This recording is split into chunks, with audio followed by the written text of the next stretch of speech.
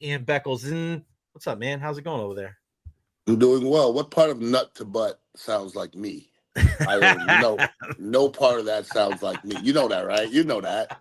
The fellas. That's not what the fellas tell me. Well, and plus As a the sneaker soiree. Who was I talking? I was talking to the great Nick Wise on Saturday, and he said you went to sneaker soirees, and I said I never went to one of those sneaker soirees. You hosted the show there, but you didn't Correct. And I stay left. there. And I left. So I don't like other people's themes. You know me. You're a central theme, your own theme kind of guy. I'll make my own theme. That's okay. But other people's themes, man. How are things going at the Dignitary Tea and Kava House? They're wonderful. Business is back to 100%. We got the smoke shop back up. We're selling cigars here. We got our hookahs going. We got a dispensary going to be on the other side. So Nice. we're just chilling and sober living and just got to keep it loose. 4817 Southwest Shore Boulevard. Go check them out right there on the corner. You can't miss it. The brand new sign. Who put up your sign? My people from Fast Signs over there. Oh, they crushed it. Yes, they did. Yes, they did. Go check out Fast Signs. Tell them that you heard it right here on the Recher podcast. Talking to our guy Ian Beckles at the Dignitary Tea and Kava House. Business is booming over there. We just heard the big news, Ian, that Myles Garrett has requested a trade from the Cleveland Browns. He wants out. This is a guy he stuck it out, brother. A lot of guys. I mean, you look at what he and Max Crosby, two guys, and Max, it looks like he's probably going to stay. You got Tom Brady, John Spytek, Pete Carroll. He'll probably hang in there, right?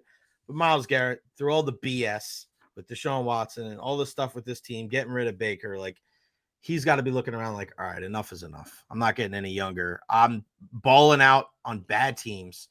But it's going to cost a lot, Ian. You're talking multiple first-round picks. That's what Khalil Mack, when he was 27, best pass rusher in the league at the time, 2 first-round picks. That's what it's going to cost. Do you think it's a realistic move for the Buccaneers to make to try to go out and get Myles Garrett, or is that price too steep? It's not about a steep price because if you look back at drafts, okay, Joe Tryon-Shoyinka was the number 1 pick or the first-round pick. So what if you gave away Joe Tryon-Shoyinka and you got Myles Garrett? I mean, I'll take 1/3 of Myles Garrett and you can have Joe Tryon-Shoyinka. That's real. Mm-hmm. I mean, that is real.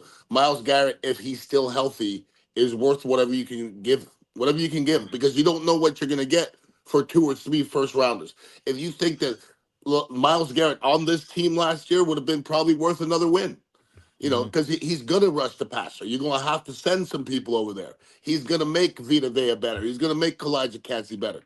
We don't really have anybody on our line that makes anybody better.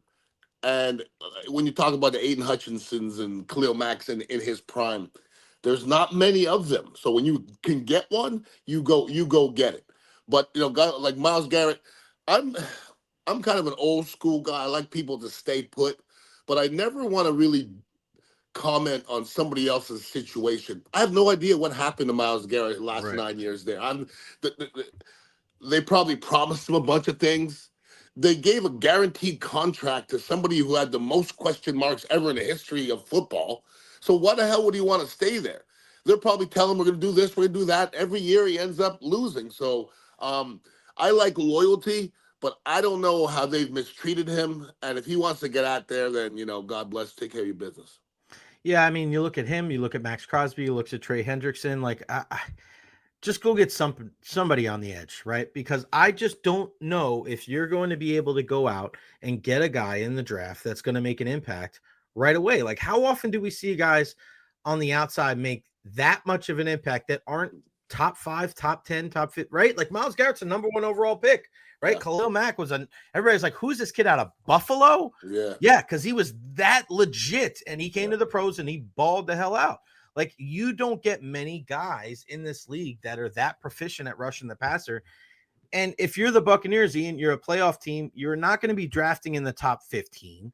Like, you don't know. It's a crapshoot, right? When you get to the end of that first round, if I'm Jason Light, I'm making that call.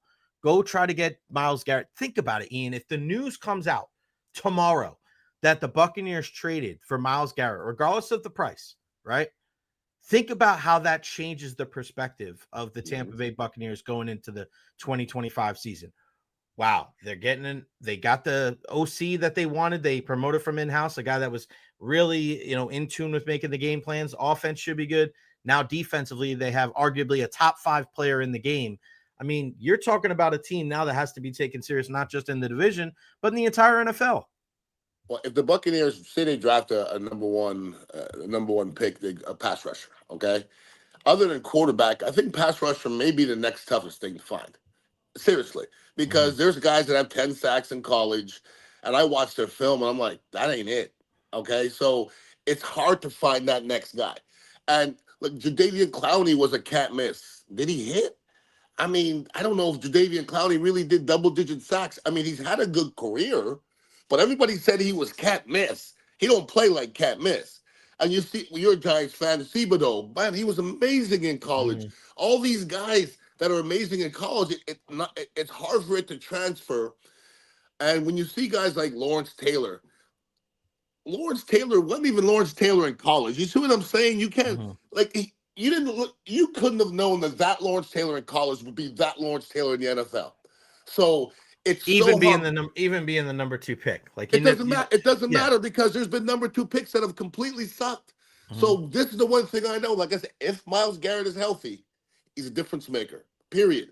And he's going to make our cornerbacks better. He's going to make the other defensive linemen better. He's going to make our linebackers better, and he's going to make our defensive play callers better. So I don't know if he can get that in the draft. The Buccaneers, I just mentioned, they keep Grizzard. They promote internally to elevate him to the offensive coordinator spot. Young kid out of Yale.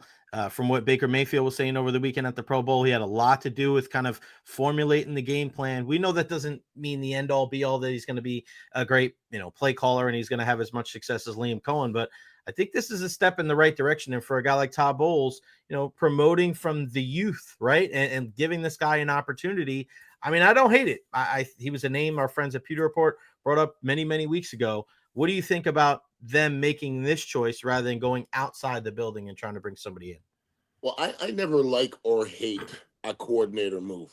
Mm-hmm. I just don't, because most of the offensive coordinators that have been signed by the Buccaneers I'd never heard of before. Right. So, I could say yeah, that's a good move, that's a bad move, but I'd be wasting my time. This young kid, obviously, the one positive is that there's familiarity with what's going to happen. It's not going to be the same. There's going to be some changes probably, but not many. And what is the most important thing is when the bullets start flying, how he's going to act. Mm-hmm. Because it's easy, when you're sitting there at home, go run this, run this. You got to be thinking 2, 3, 4 plays ahead sometimes, and not everybody's able to do that. So there's going to be some hiccups right off rip.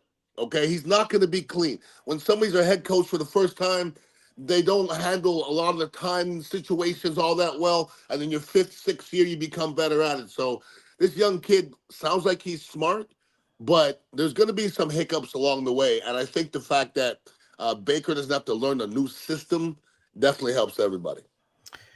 Yeah, and I wonder if something like this helps retain a guy like Chris Godwin, right? Because we don't know if he's going to come back, but at the very least, his dead cap is going to be worth 18 million. If he's only going to be a million or two more, then I don't see why you wouldn't bring him back, right? I mean, you're going to pay the guy the money anyway. But also, I wanted to talk about this. I know we mentioned this on our podcast, so you can hear every Wednesday between 3 and 3:30 right here on YouTube.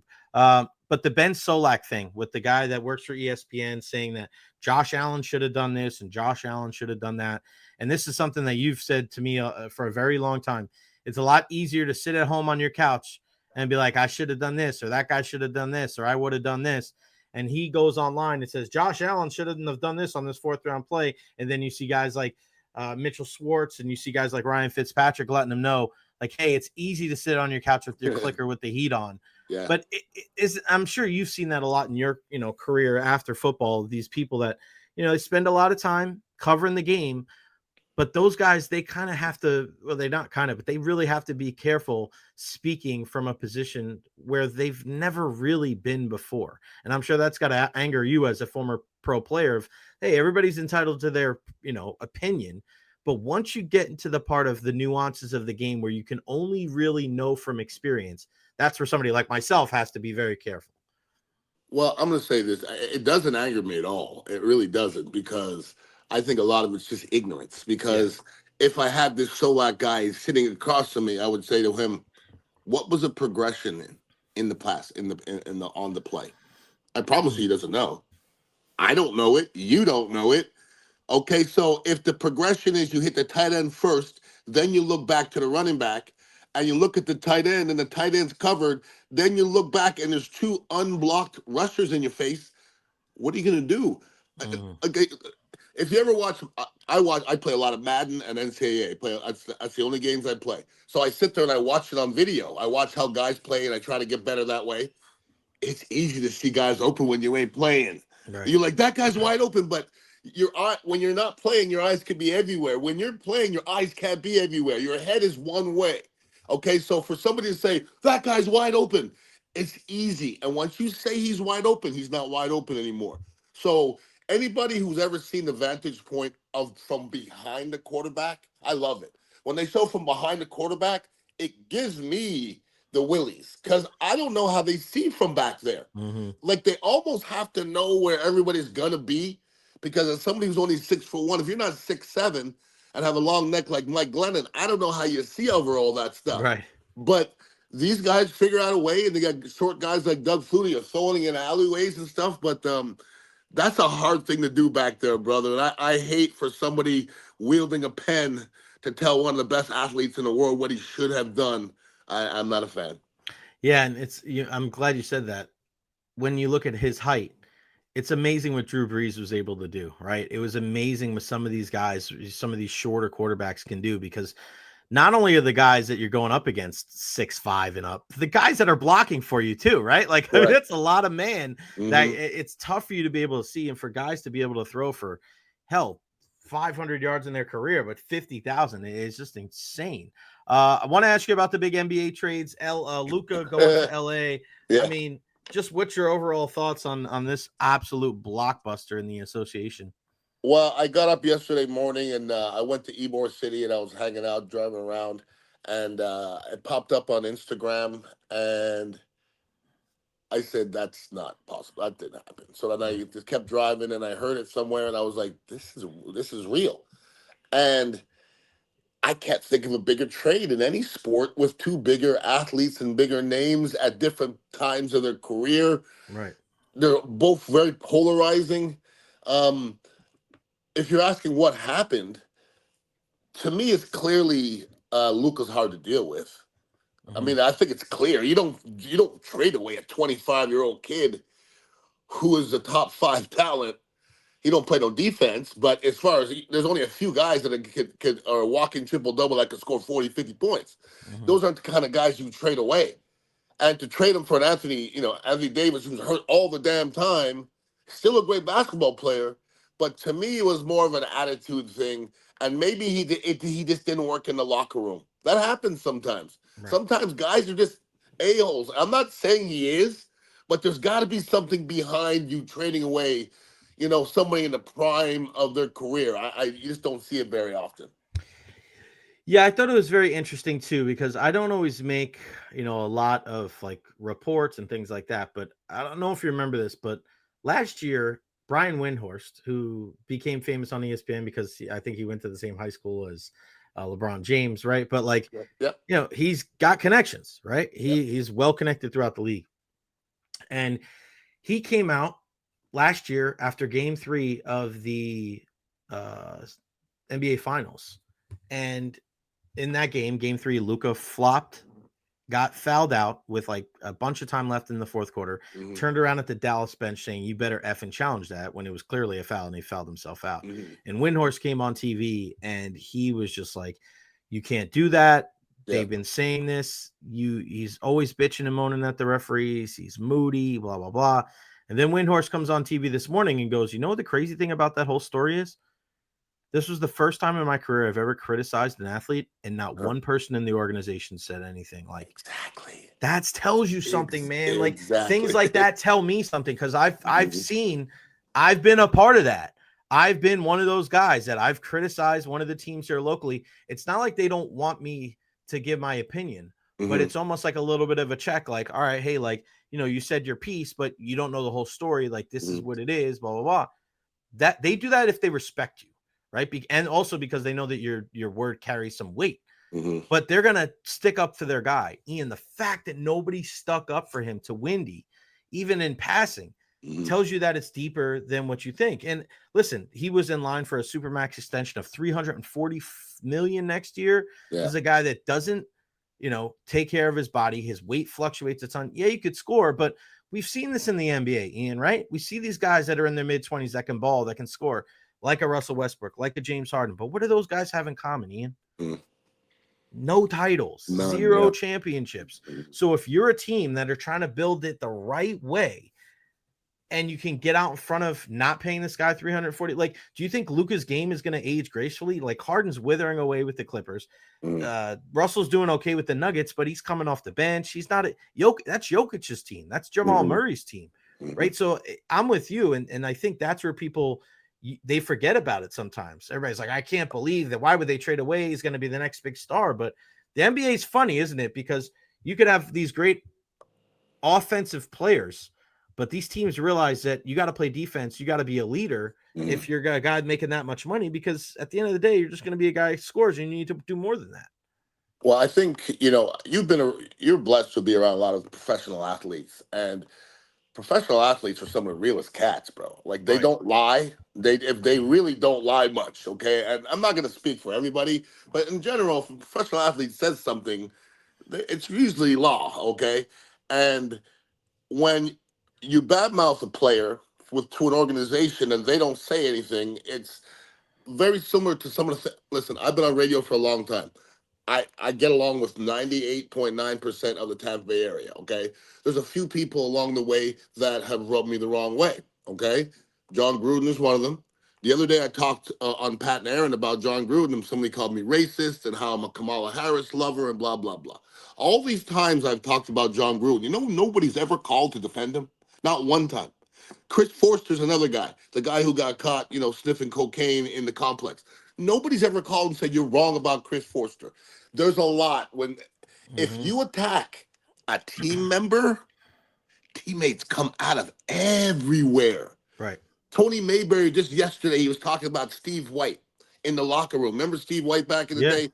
Said somebody talked about Trent Dilfer, and Steve White, he's like, that's my quarterback, yo. You're going to stay off him. That's my guy. You don't really step to athletes. So for none of his teammates to say, yo, Luka's cool,